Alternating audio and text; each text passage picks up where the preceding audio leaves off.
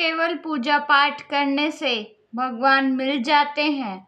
ये सच्ची भक्ति कुछ और है।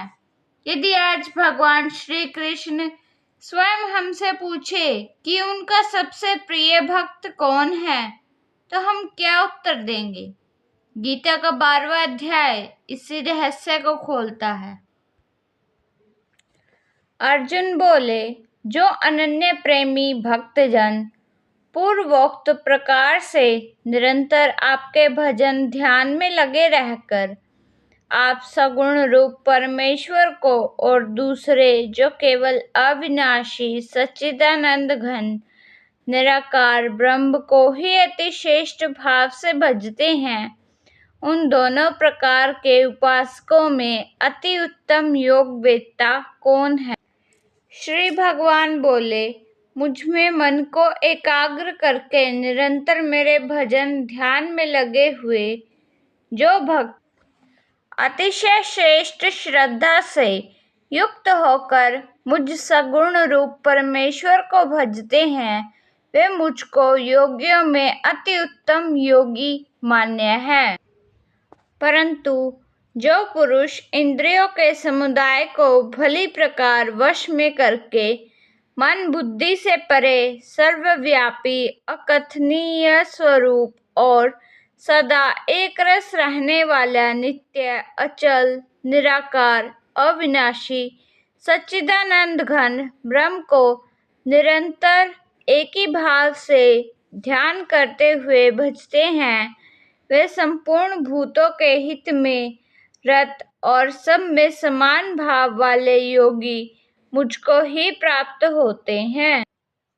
उन सच्चिदानंद घन निराकार ब्रह्म में आसक्त चित्त वाले पुरुषों के साधन में परिश्रम विशेष है, क्योंकि देहाभिमानियों के द्वारा अव्यक्त विषयक गति दुख पूर्वक प्राप्त की जाती है। परंतु जो मेरे प्राण रहने वाले भक्तजन संपूर्ण कर्मों को मुझ में अर्पण करके मुझ सगुण रूप परमेश्वर को ही अनन्य भक्ति योग से निरंतर चिंतन करते हुए भजते हैं, हे अर्जुन, उन मुझ में चित्त लगाने वाले प्रेमी भक्तों का मैं शीघ्र ही मृत्यु रूप संसार समुद्र से उद्धार करने वाला होता हूँ। मुझ में मन को लगा और मुझ में ही बुद्धि को लगा, इसके उपरांत तो मुझ में ही निवास करेगा, इसमें कुछ भी संशय नहीं है। यदि तू मन को मुझ में अचल स्थापन करने के लिए समर्थ नहीं है, तो हे अर्जुन, अभ्यास रूप योग के द्वारा मुझको प्राप्त होने के लिए इच्छा कर। यदि तू उपयुक्त अभ्यास में भी असमर्थ है, तो केवल मेरे लिए कर्म करने की ही प्रायण हो जा। इस प्रकार मेरे निमित्त कर्मों को करता हुआ भी मेरी प्राप्ति रूप सिद्धि को ही प्राप्त होगा।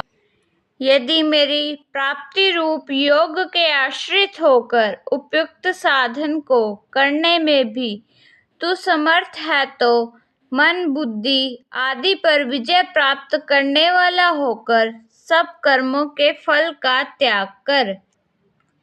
एक पल के लिए सोचिए, यदि आपके पास धन, शक्ति और ज्ञान सब कुछ हो, लेकिन मन में प्रेम और समर्पण न हो, तो क्या जीवन पूर्ण होगा?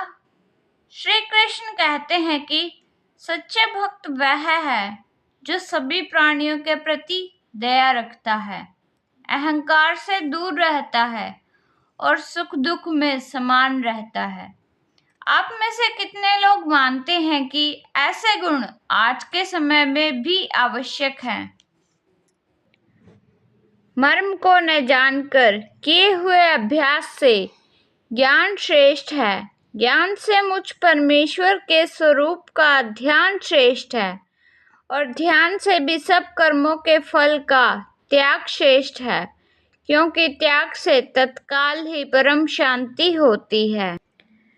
जो पुरुष सब भूतों में द्वेष भाव से रहित, स्वार्थ रहित, सबका प्रेमी और हेतु रहित दयालु है तथा ममता से रहित, अहंकार से रहित, सुख दुखों की प्राप्ति में सम और क्षमावान है, अर्थात अपराध करने वालों को भी अभय देने वाला है तथा जो योगी निरंतर संतुष्ट है, मन इंद्रियों सहित शरीर को वश में किए हुए है और मुझ में दृढ़ निश्चय वाला है, वह मुझ में अर्पण किए हुए मन बुद्धि वाला मेरा भक्त मुझको प्रिय है। जिससे कोई भी जीव उद्वेग को प्राप्त नहीं होता और जो स्वयं भी किसी जीव से उद्वेग को प्राप्त नहीं होता तथा जो हर्ष, अमर्ष, भय और उद्वेगादि से रहित है, वह भक्त मुझको प्रिय है।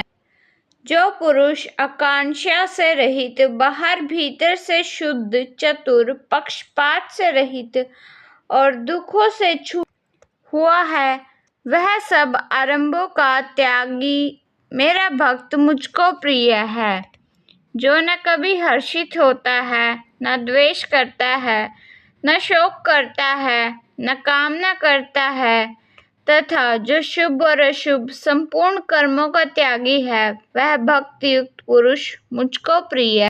जो शत्रु मित्र में और मान अपमान में सम है तथा सर्दी गर्मी और सुख दुख आदि द्वंद्वों में सम है और आसक्ति से रहित है, जो निंदा स्तुति को समान समझने वाले, मननशील और जिस किसी प्रकार से भी शरीर का निर्वाह होने में सदा ही संतुष्ट है और रहने के स्थान में ममता आसक्ति से रहित है, वह स्थिर बुद्धि भक्तिमान पुरुष मुझको प्रिय है।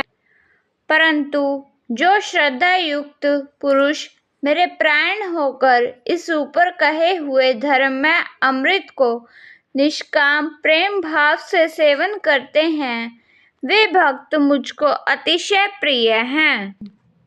गीता का 12वां अध्याय हमें सिखाता है कि भगवान तक पहुंचने का सबसे सरल मार्ग भक्ति है।